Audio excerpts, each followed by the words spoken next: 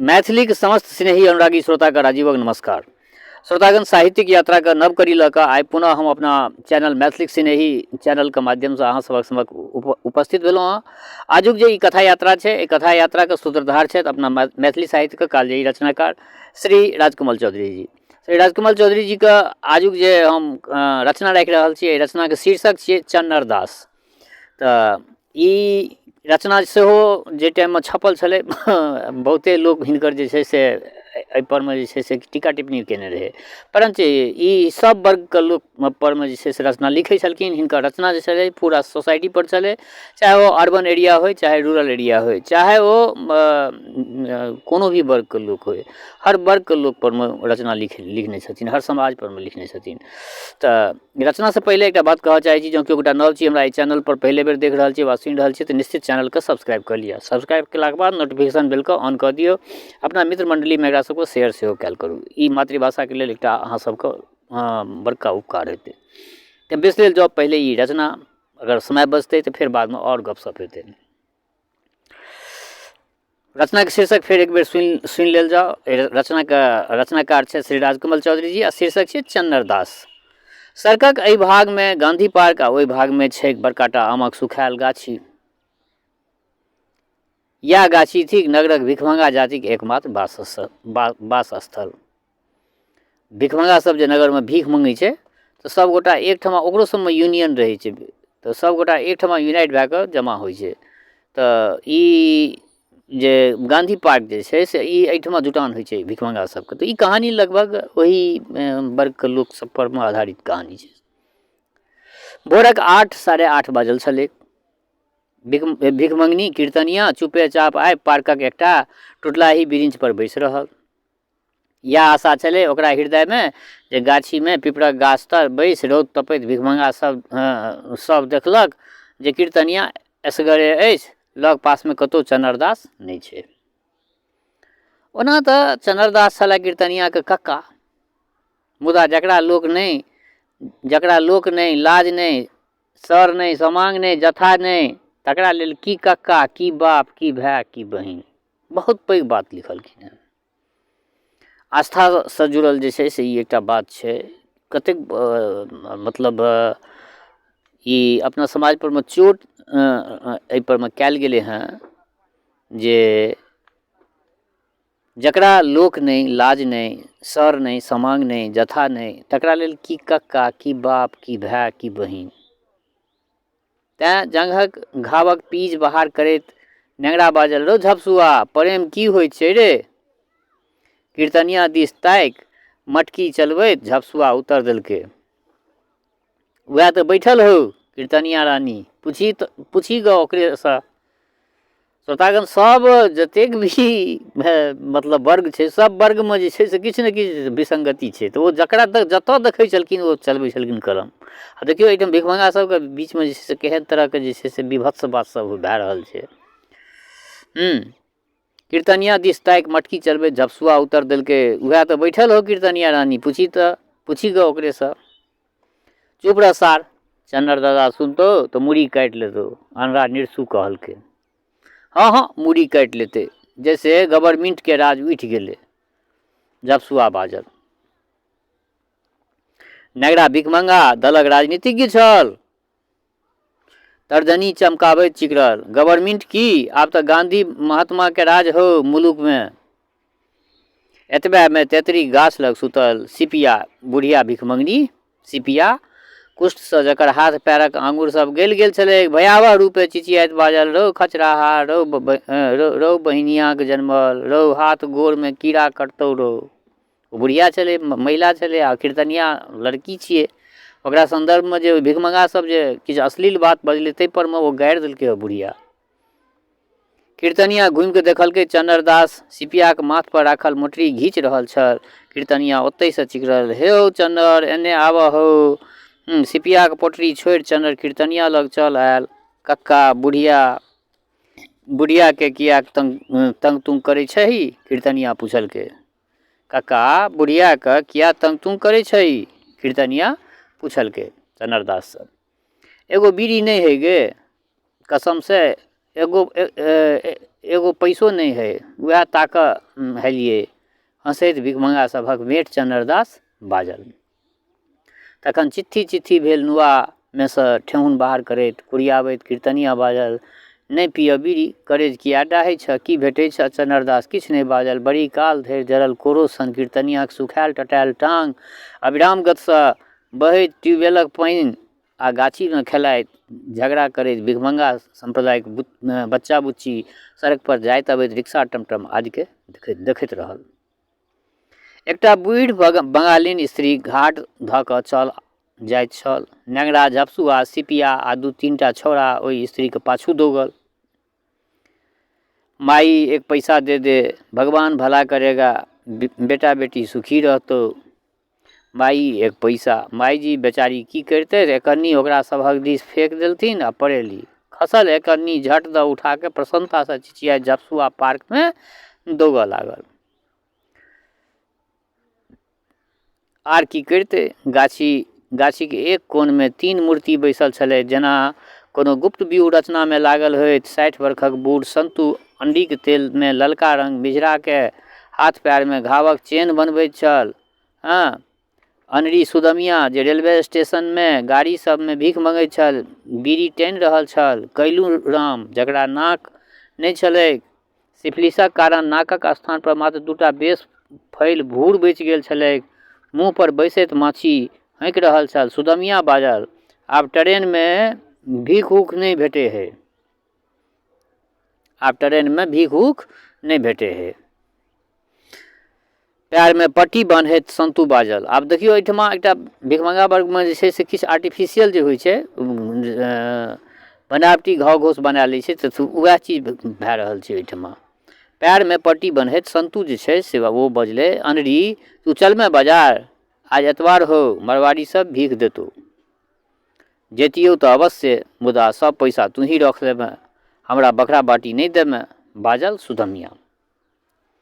बाजारक स्मरण होइते सुदमियाक आन्हर आँखिक सोझा में जीवनक स्मृति चमकऽ लगलै। एक पुरान स्मृति में ओकरा मधुर मिष्ठानक सुगंध और सुस्वाद भेटलै। जहिया सुदमिया नव छल, कतेक बरख भऽ गेलै ओकरा मधुर खेना। अखन धरि सुदमिया के मोने छै 5 कि 10 बरख पहिने कोनो एकटा रिक्शावाला ओकरा बासा में लऽ गेलै। ओना ओतऽ सीने से 3-4टा बाबू ढेरी मधुर खुएलथिन।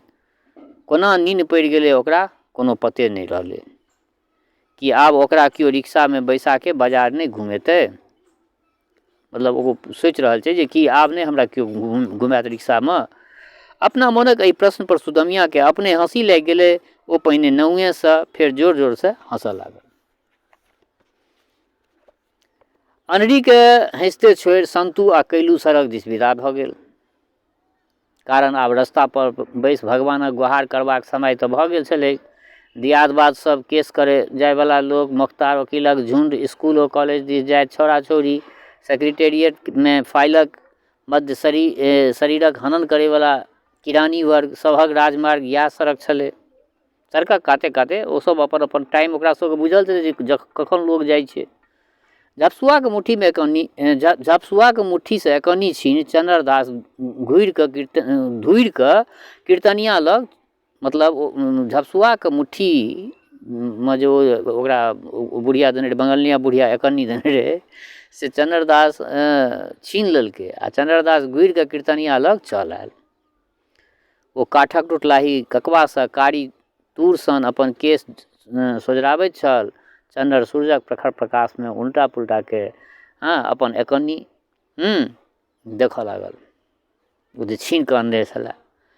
आब तऽ सरकारो जाली एकन्नी दुअन्नी बनबऽ लागल अछि। पितरक दुअन्नी कोनो दोकान वाला नहीं लैत अछि आब। कीर्तनिया बाजल, आइ साँझ में सिनेमा देखऽ जेबै। आश्चर्य से आँखिक दुनू पपोट बिथारि कऽ कीर्तनिया के पैघ प्रेमी चन्नर बाजल, से कैसे गे? कैसे की? चन्नरदासक पैघ प्रेमिका बाजल, ओ ट्यूशन वाला बाबू नहीं छै, सएह बजेलकै हैं, ओकरे संगे जेबै सिनेमा। अकस्माते मुँह विधुआ के चन्नर दोसर दिस ताकऽ लागल। कीर्तनिया देखलक चन्नर उदास भऽ गेल अछि, सिनेमाक गप से उदास भऽ गेल अछि, तेँ बाजल, चन्नर उ बाबू तो एक आध गो रुपया देबे करते हमरा, उहे रुपया से तू सिनेमा देखिए की। चंद्र कहलके। ककबा आँचरक खूट में बनि कीर्तनिया चंद्रक निकट धरती पर बैस गेल। 2 मिनट धरि ढील भेल, नुआ के कस के गिरह बनैत रहल। फेर बाजल, नाराज भ गेल की चंद्र? नहीं, तोरा से किया नाराज हेबै? पहले देखल कोनो सिनेमा के नायक जगह कहलके वो चंद्र। नहीं, तोरा से हम किया नाराज हेबै? तब की सोचे छे? कीर्तनिया चंद्रक गर्दन में बाँहि पैसा देलकै। मुदा चंद्र हाथ आ बाँहि आ सीने छोड़ा के ठाढ़ भ गेल। कीर्तनिया चंद्रक प्रेमिका छै। कीर्तनिया ओकर प्रेमिका छै। अपन बखरा में से भात दै छै, अपन कमाई में से पाई दै छै, अपन निश्चल सीने दै छै, अपन देहो दै छै। एहन कीर्तनिया, नीक कीर्तनिया दोसरा के आगाँ हाथ पसारे, दोसरा के संगे रंग रभस करे।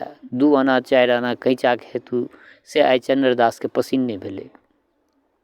कीर्तनिया हमरे थिक, जेना हमर बाँहि अछि, आँखि अछि, शरीर अछि, तहिना कीर्तनिया हमरे थिक, आन ककरो नहीं। ई भाव चंद्रदास के मन में विचित्र क्रोध आ विचित्र वेदना भरि देलकै। आइ पहिल ओकरा अंतःस्थल में ई प्रश्न अपन संपूर्ण विशालता लऽ कऽ ठाढ़ भऽ गेलै। पहिले ओकरा जिंदगी के पहिला ई पल छियै। आइ अपना वर्गक, अपना समाजक संपूर्ण व्यवस्था बुझऽ में आबि गेलै ओकरा। आन दिन जखन कीर्तनिया कोनो मुसाफिर से ठकि फुसिया के चवन्नी अठन्नी अनैत छल तऽ चंद्र के प्रसन्नता होइत छलै। आ दुनू मिल भरि पोख तारी दारू पीब कोनो गाछक धोधरि में पड़ि रहैत छल। मुदा आइ नहीं। तैं कीर्तनिया के बाँहि छोड़ा के चंद्र पूछलकै, की गे कीर्तन, बिना भीख दुख मंगने हम तू जीव नहीं सकै छी की? कीर्तनिया चंद्रक गप एको रत्ती नहीं बुझि सकलै। चंद्र फेर भावना के गहींर खाधि में खसि पड़ल। जीवनक अन्हार राति में ओ प्रकाशक कोनो ज्योति थाहैत छल। तखने ओकरा मोन पड़लै 3-4 बरख पहिने कोनो घुमक्कर भिखमंगा कहने छलै, अरे सार चंद्रा, इतनी अच्छी देह रख के भीख मांगता है, तू चला जा झरिया धनबाद कोयला खान में मजदूरी करना। कि हम मजदूरी नहीं कर सकै छी? कि हम खान में कोयला नहीं काटि सकै छी? तखन की या अंतिम प्रश्न छलै ओ जे चंद्रदासक मोन में बिहारि भऽ कऽ उठलै। ओकरा आशा जगलै कि कहियो कोनो भिखमंगा कहने रहे, साला इतना अच्छा शरीर रखता है आ फिर भी भीख मांगता है। वो कीर्तनिया से पूछलकै, कीर्तन, झरिया धनबाद कहाँ है गे? किया? बाजल कीर्तनिया, किया की? ओतै चलबै, हम तो आ कोयला के खान में मजूरी करबै। मजदूरी के कहल जाइ छै श्रोतागण। अपन कमाई के खेबै, अपन एगो घर रहतै। चल म गे कीर्तन, तहूँ खान में काम करिहें। ई बाबू ओ बाबू पाछू मारल चलै छै, बौआल फिरै छै 4 गो पैसा खातिर, से की अच्छा लगे हो? हाँ, वहाँ खान के कोयला ढोई हैं, अच्छा से रही हैं। तब कोई तोरा तरफ आँखि उठौतौ तो हम ओकरा आँखि निकालि लेबै। चंद्रक बाजब में कीर्तनिया डूबि गेल। एकटा नवीन आत्मसम्मान सँ ओकर चेहरा दब गोर भऽ गेलै, लगऽ लगलै। प्रसन्नता एलै ओकरा चेहरा पर में। भीख मांगे वाला जिंदगी से ओकरा जे छै से ओकर बड़ा नीक जिंदगी बुझेलै जे हम खाने में काज करब। कीर्तनिया बाजल, चंद्र, सत्य कहै छ तू, चल धनबाद झरिया, मुदा गाड़ी पर चढ़े के भाड़ा हो। चंद्र तऽ नवीन जीवनक नवीन उत्साह में हर्षमग्न छल। बाजल, कीर्तन, जाय चाहब तऽ गाड़ी में चढ़ऽ नहीं देतै? आ कनिए कालक पश्चात कीर्तनिया आ चंद्रदास अपन एहि जीवनक मोह माया त्याग नवीन जीवनक दिशा में विदा भऽ गेल। नवीन जीवनक दिशा में विदा भऽ गेल। चंद्रक चेहरा पर सर्वहाराक सबल विश्वास छलै। चंद्रक चेहरा पर सर्वहाराक सबल विश्वास छलै। कीर्तनिया के आँखि में भविष्यक नवल मुस्की छलै। भिखमंगाक मेट चंद्रदास मरि गेल छल आ जन्म चुकल छल एकटा नव चंद्रदास। तऽ बेस श्रोतागण, ई एकटा कथा हिनकर छलनि। ई वैदेही में सितंबर 1956 में छपल छलै। बहुत पुरान रचना छै। वैदेही में 1956 में ई रचना छपल छलै। आ देखलिए रचना के जे छै से अंत जे भेलै हँ से सुखांत रचना के कहि सकै छियै। एहिमे एक भयंकर त्रासदी में भीख मंगै छलै चंद्रदास। आ ओकरा आत्मग्लानि जखन बहुत ज़्यादा भेलै तऽ निर्णय लेलक जे नहि, एहिसँ बढ़िआँ हम झरिया धनबादके कोयला खानमे काज करब, दुनू गोटा मजदूरी करब आ ओतऽ नीकसँ जीवन जियब। तऽ बेस ई रचना अहाँ सबके जे छै से आग्रह करब जे पलखैतमे जहन समय रहै तखन एकरा सम्पूर्ण सुनियौ रचना सबके, आ सुनलाके पश्चात अपना प्रतिक्रियासँ जरूर अवगत कराबी। सङ्गे एकटा बात जे सब दिन फेर अन्तमे कहै छी जे जँ केओ गोटा नव छी हमरा एहि चैनलपर, पहिले बेर देख रहल छियै, तऽ निश्चित चैनलके सब्सक्राइब कऽ लिअ आ नोटिफिकेशन बेलके ऑन कऽ दियौ। दोसर बात, हमर श्रोता चाहे गाँवमे रहै छी वा प्रदेशमे रहै छी, देशमे रहै छी वा विदेशमे रहै छी, कतहु रहै छी, जतऽ कतहु रहै छी, ई मैथिलीके सिनेही चैनलपर मे विभिन्न तरहके जे रचना सब हम दै छी, ई अहाँ सबके केहन लगैए? किछु हम ब्लॉग टाइप चीज दऽ रहल छी, जेनाकि काल्हि खना एकटा हम मिथिलाञ्चलके जे कहि सकै छियै जे मिथिलाञ्चलके एकटा बहुत पुरान एकटा धरोहर एकटा कहि सकै छियै, भूजा भूजैवला जगहके कंसार कहल जाइ छै, तऽ ओहिपरमे एकटा ब्लॉग देलहुँ, ओहिपरमे कए गोटा प्रतिक्रिया लिखलथि हँ। तऽ इएह कहैके तात्पर्य जे मैथिली सिनेही चैनलपर, मैथिलीके सिनेही चैनल जे हम बनेलहुँ, उद्देश्य सिर्फ एके गो अछि जे अपना मातृभाषाके सर्वांगीण विकास होइ। अपना मातृभाषामे, अपना मातृभूमिमे जे भी चीज छै चिरंतन, जे बहुत पहिलेसँ छै, ओकरा हम जे छै से अहाँ सभक समक्ष साहित्यके रूपमे चाहे जे भी रूपमे होइ, हम अहाँ सभक समक्ष राखऽ चाहै छी। अहाँ सब अपना प्रतिक्रियासँ अवगत कराबी। अन्तमे फेर वएह बात कहि रहल छी, कतौ रहै छी स्वस्थ रहू, निरोग रहू, अपना आचरणके पवित्र बनेने राखू। माता जनक नंदिनी जगदम्बा माँ वैदेही कृपा सदिखन अहाँ सब पर बरसैत रहै। शुभकामनाक संग जय मिथिला, जय मैथिली।